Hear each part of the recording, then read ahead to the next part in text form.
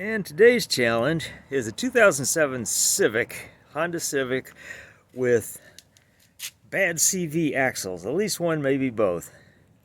And you might ask, how do you tell if you got a bad CV axle? Well, one easy way is to do a full lock turn. And you can hear it. You can hear it a little bit. Thing is, in this case, it's more apparent going this way. You can hear it under power. So that's a bad CV axle, and you can actually feel it even at slow speeds. It's a little bit clunky and it causes a vibration at speed. And this particular car has hubcaps that are held on with the lug nuts, so you're going to have to since the wheels have to come off at least a couple times, you're going to have to get rid of the hubcaps. So I'm going to loosen them while they're on the ground, and then get the car up in the air and take both of them off. You need a 19 for the lug bolts.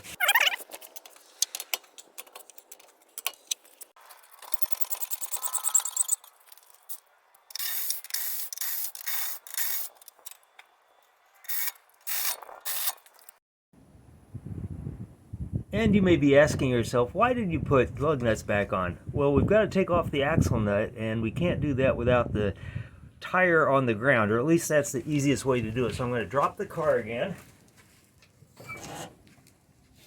And I positioned the wheel so that the little keeper notch here in the axle nut that's been bumped up into this little notch in the axle stub is pointing down to make it easier to reach.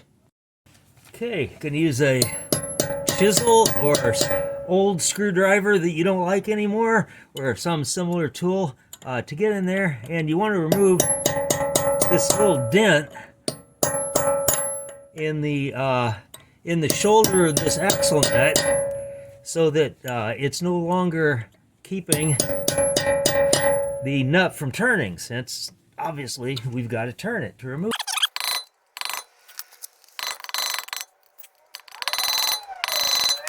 Okay, next you need just a regular 32 millimeter socket. Impact socket's a good idea. It's a high torque application, and the first approach is usually just to put some weight on it. And if that doesn't work, here's a little hack you can do. You can put it on this way and then put a small floor jack under this side and lift it. Believe me, it will come off. So basically, we've got the axle nut loose, so we can go ahead and lift the car again and get the wheels off to stay this time.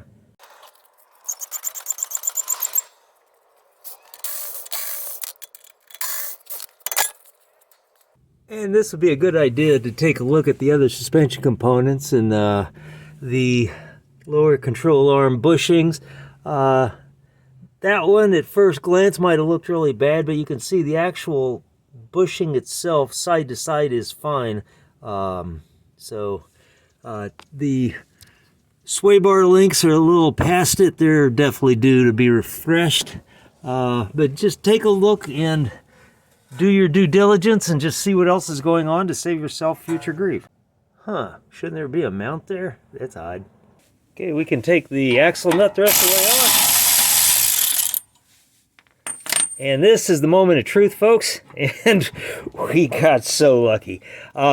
Those of you in northern climates, this particular interface here between the axle and the actual hub can take hours to break loose. If it's rusted in here, I've taken as much as 3 to 4 hours to get a single axle loose. You have to use a serious press, lots of lubricants, possibly heat, possibly even an impact on top of everything else, just to do what I just did with my thumb. So we're very fortunate this is an Arizona car, so we're good to go to the next step. And yes, you do need jack stands under the car. Do never, ever, ever do not count on the hydraulic jack saving your life, because there are little O-rings inside those itty-bitty little pistons that lift the arm that could fail and drop this thing on your head. So don't do it, folks. At any rate, the next step is that we're going to just remove these 3 connectors here, this bolt and these 2 nuts, to get the lower control arm disconnected from the hub. Now, normally you're going to have to do something a little more interesting on most cars, but this one, the way it's set up with the removable ball joint, is just set up to make it easier to get it loose far enough to get the axle out. So let's take advantage of that. All right, and you need a 17 to get all 3 of these off. You'll probably need a breaker bar to get them loose. They won't be gorilla tight, but probably more than you're going to get off with your little 3/8" drive ratchet.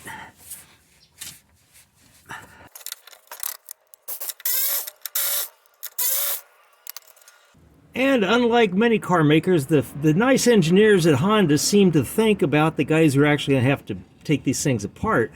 And you notice they put a little slot right here where you can use a pry bar up against the lower part of this ball joint, and you can just pry the whole assembly apart and get the clearance you need to get the lower control arm away from the knuckle. And at that point, you've got enough clearance to take the axle out. See how quick this is, folks?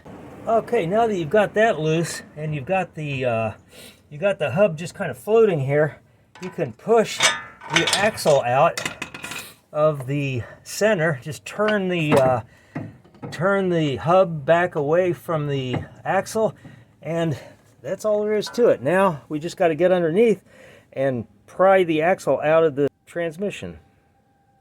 And for this portion of the exercise, you probably want to put a drip pan under the axle, because whenever you pull it out of the transmission, depending on the fill state and a couple other things, you may or may not get some drip.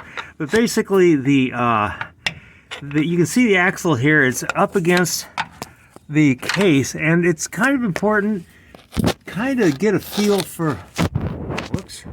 Try to get a feel for how tight it is, so you'll know without a doubt whenever you get it fully seated. Okay, so once you've got that amount committed to memory, you can go ahead and pry the axle out of the transmission.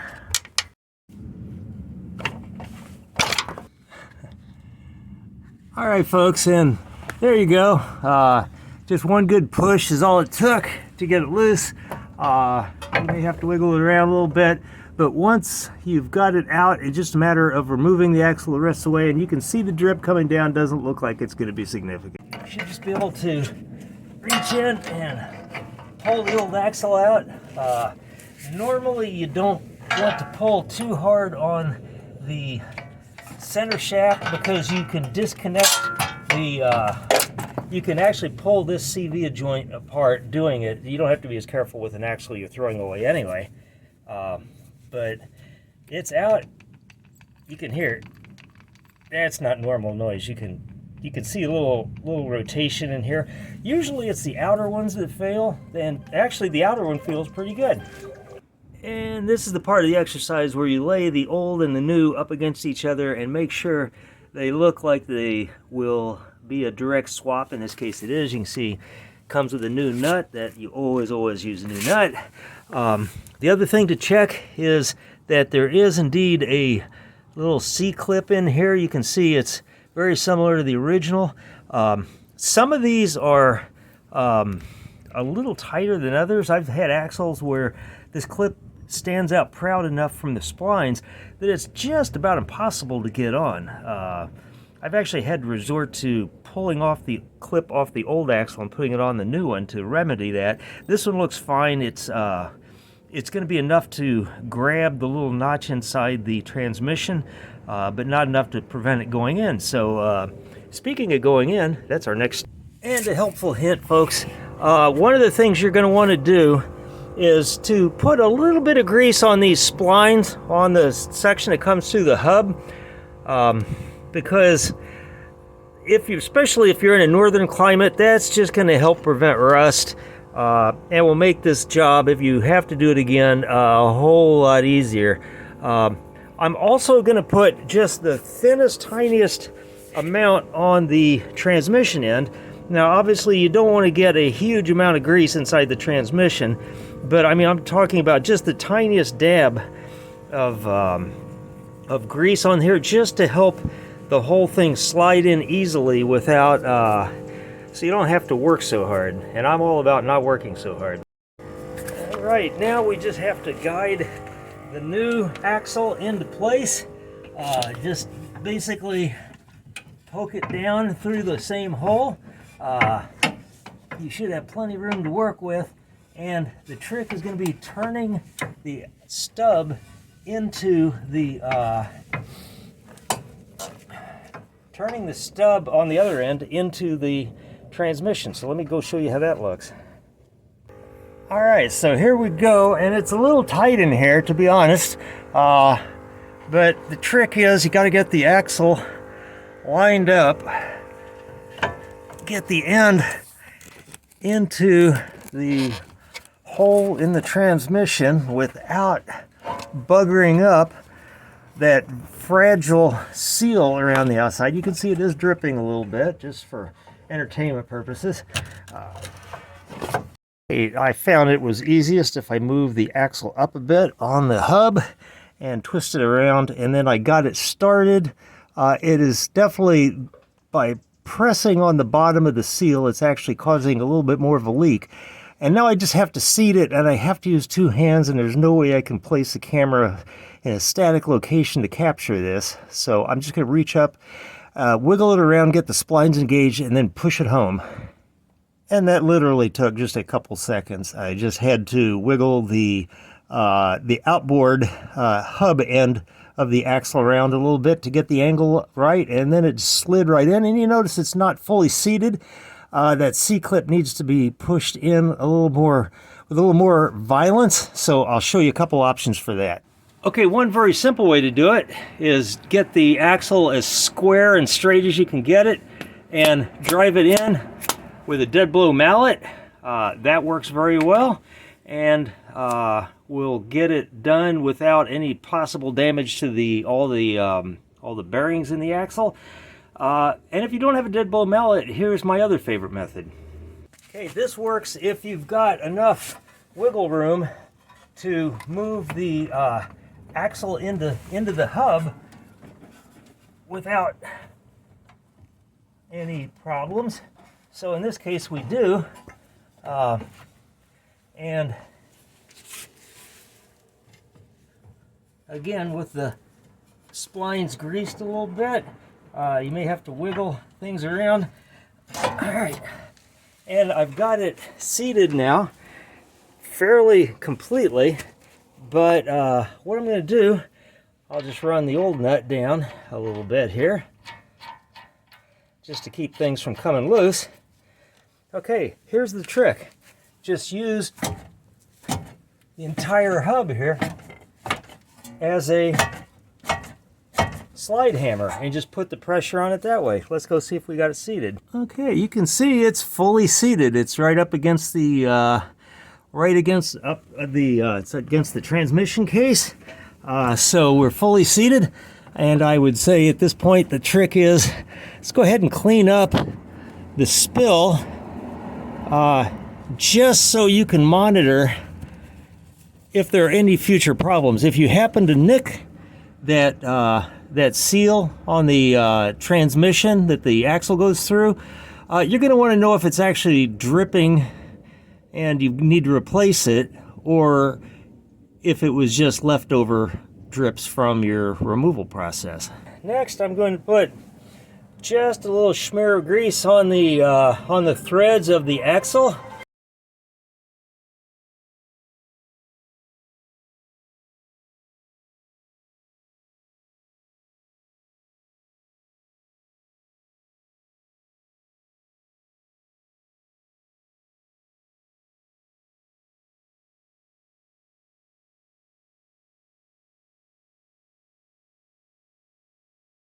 And Gonna go ahead and loosely run the nut down, not gonna fully tighten it, but get it tight enough that nothing is gonna come loose or get out of alignment here.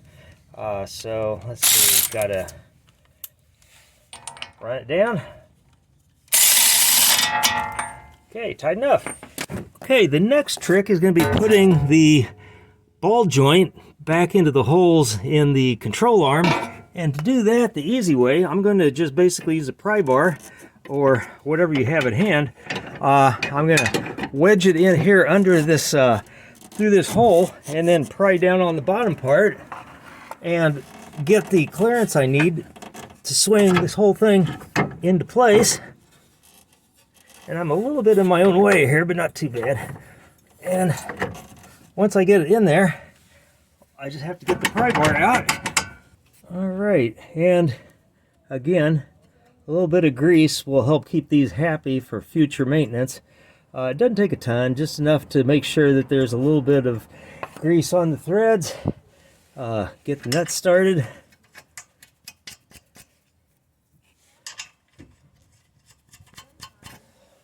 A little bit of grease on the threads of the bolt, and then it's a matter of just sliding it in, getting it started, and at this point we just need to run them all down.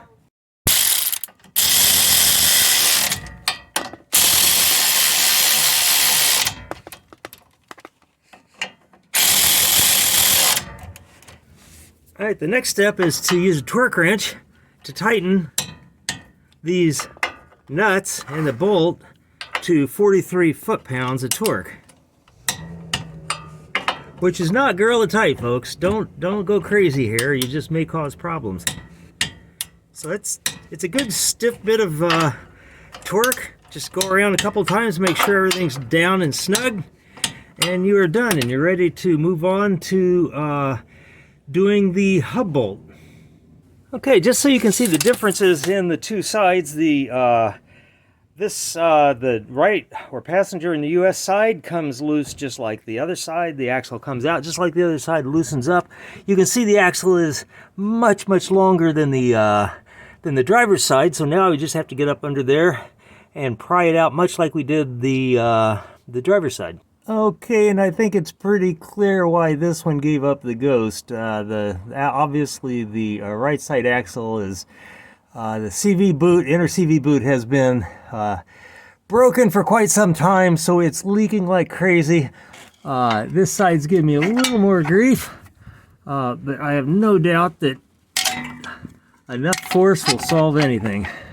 All right, a variation on a theme is I'm going to place the tip of the chisel or the pry bar right in between the case and the axle CV itself, and then hammer up just slightly on the bottom so that it drives the wedge, and that's really all it took, folks.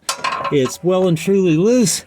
I'm just going to move the drip pan into place so that it captures both any axle drippings and or transmission drippings. And I'll pull the axle out.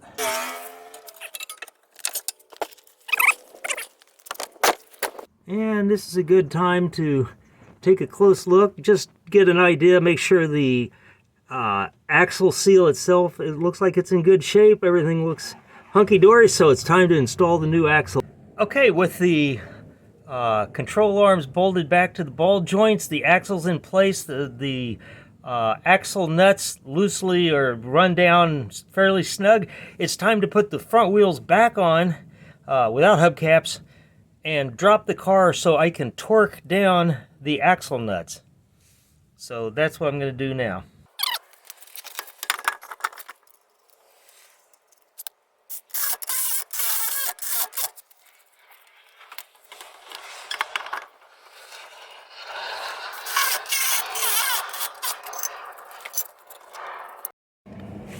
All right, now unlike some larger, more expensive cars, the axle nuts on the Honda Civic only have to be torqued to 134 foot-pounds. So that's well within the reach of most of your budget torque wrenches, and is not particularly hard to achieve. So give it a couple clicks, make sure you get a good solid click and move on to the other one.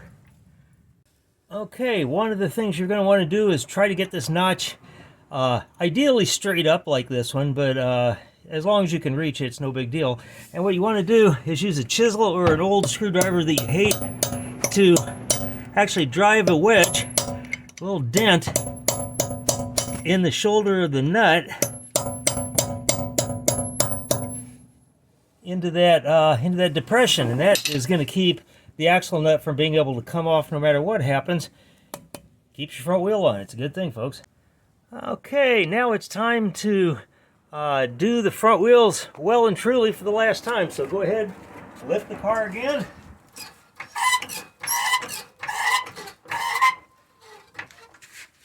Take the wheels off, reinstall them with the hubcaps.